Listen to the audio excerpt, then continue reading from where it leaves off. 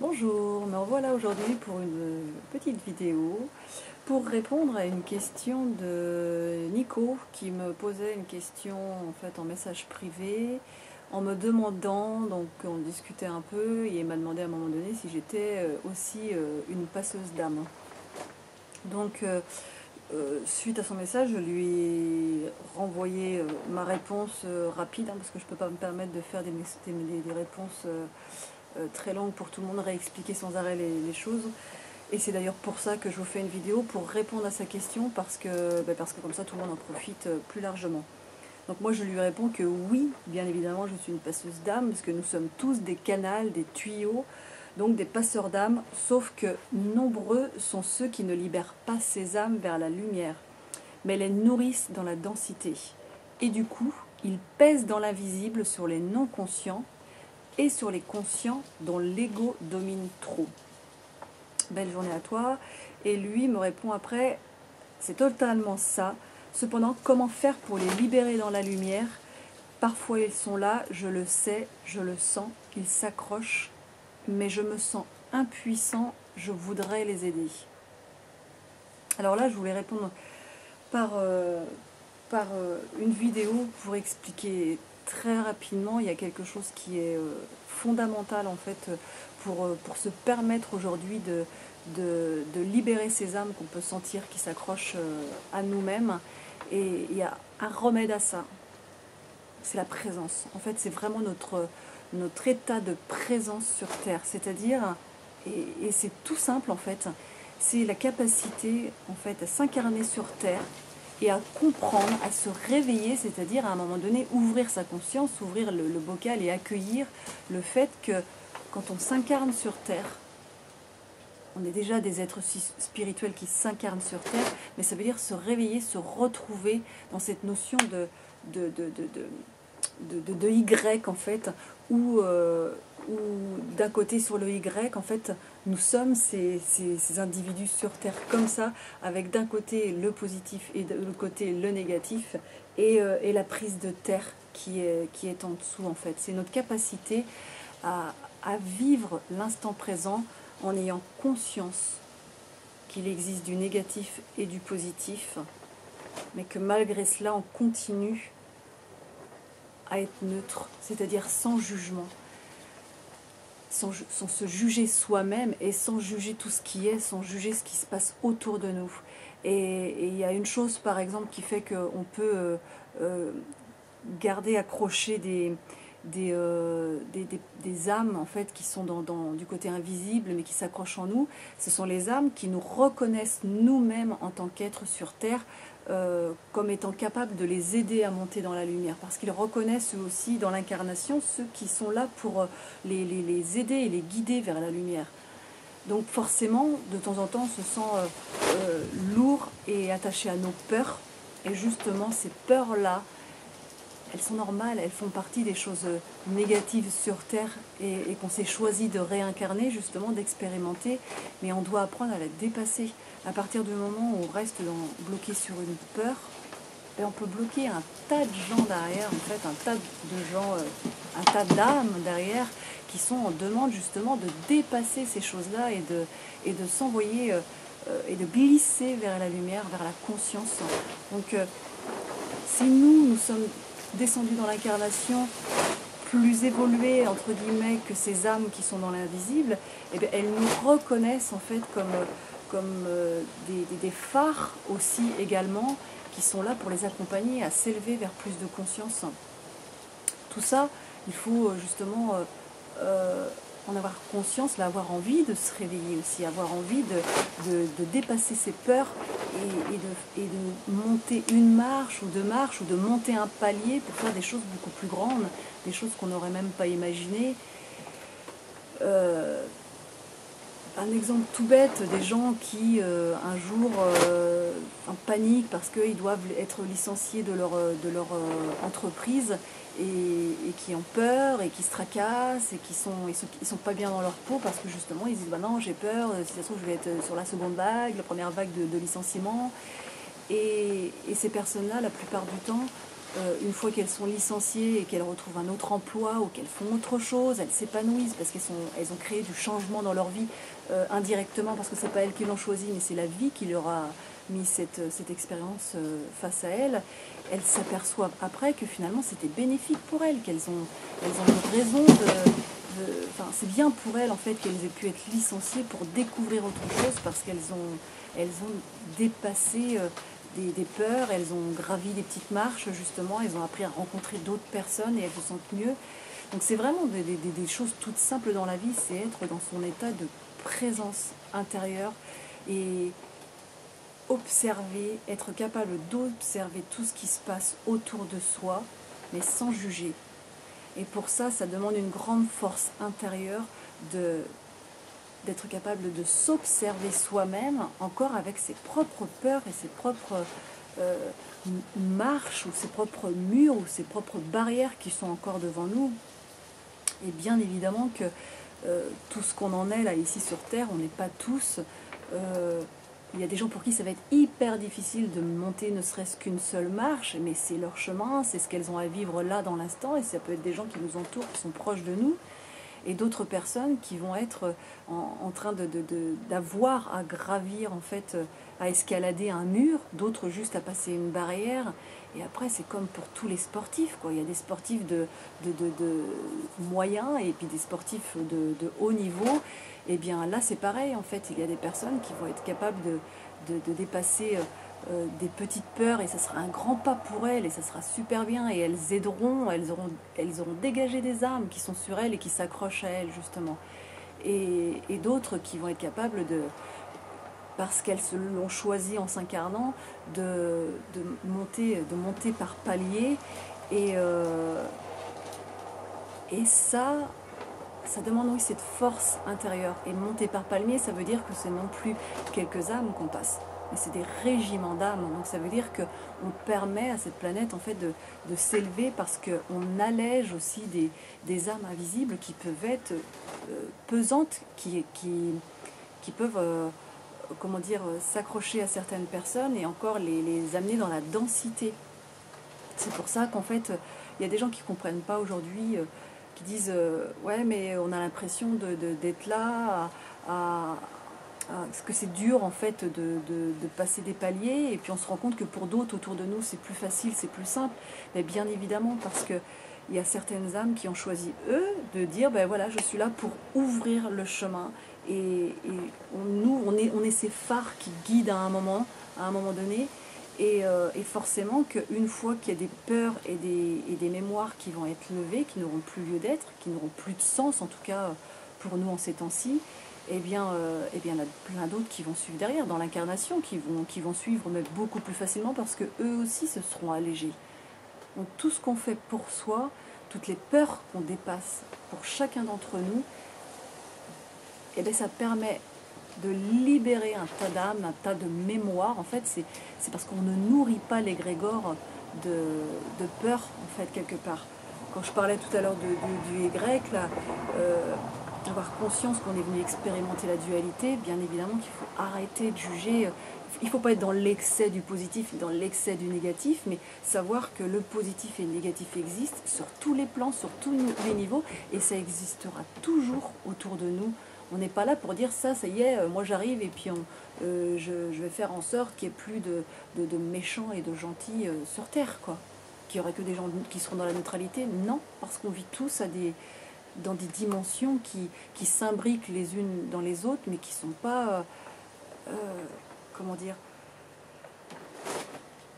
dont on n'est pas forcément responsable. En fait, on est responsable de notre propre matrice, de ce que nous, en fait, on a envie de nettoyer et d'alléger à l'intérieur de nous-mêmes. Donc, avoir confiance dans la vie, rester dans la paix et la joie, là, dans ce Y qui représente le Yeshua de tous les temps, en fait, on va dire, et c'est porter cet amour christique, en fait, sur Terre, c'est descendre, en fait, cet amour christique sur Terre, c'est l'expérimenter sur Terre. Et puis cette prise de terre, là, ce grec qui nous emmène au plus profond de la terre, bien évidemment qu'il est relié à l'esprit, à ce qui nous guide là-haut.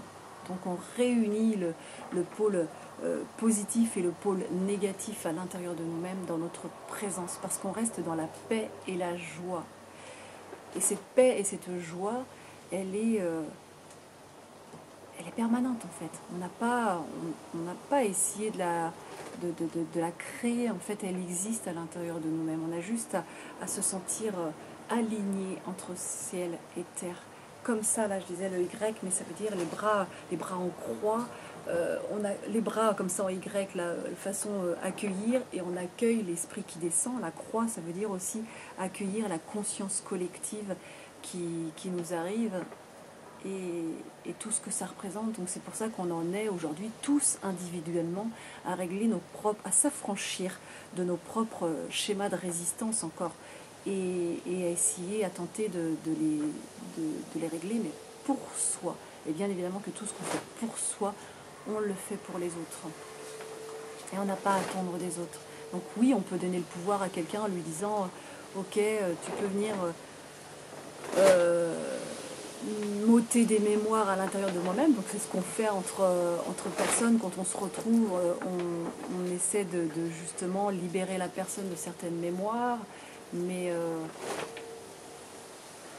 la priorité pour chaque personne, pour vraiment réussir à avancer, c'est d'essayer de retrouver en chaque instant ce sentiment de paix et de joie, c'est-à-dire être dans cet état de présence, quoi.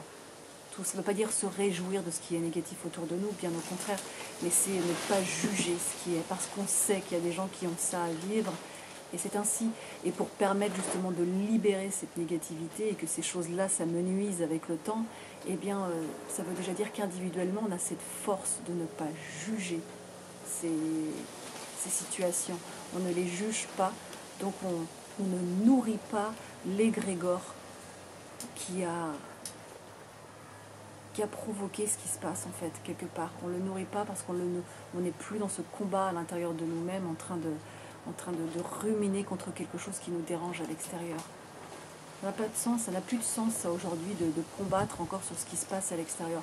Par contre, s'engager et puis avoir cette responsabilité de déployer ce qu'on aimerait voir autour de nous et s'offrir tel qu'on est en fait dans notre présence, ça veut dire aussi s'offrir dans notre vulnérabilité.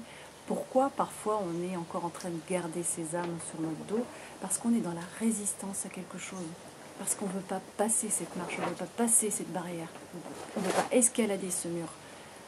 Donc forcément, dans l'invisible, il y a des âmes qui s'accrochent à nous.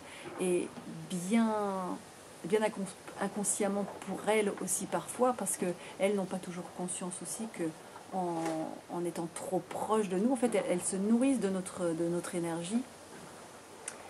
Et nous, on ne comprend pas, et en fait, on se nourrit du côté négatif ou de l'égrégore sur lesquels elles peuvent être encore, sur le palier sur lequel elles peuvent être encore.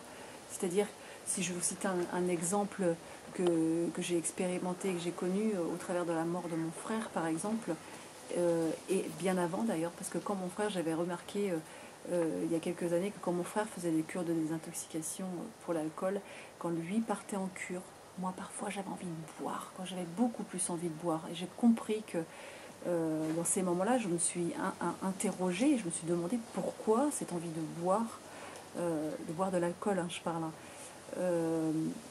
Pourquoi j'avais plus envie de boire de l'alcool quand lui était en train de justement se désintoxiquer de ça.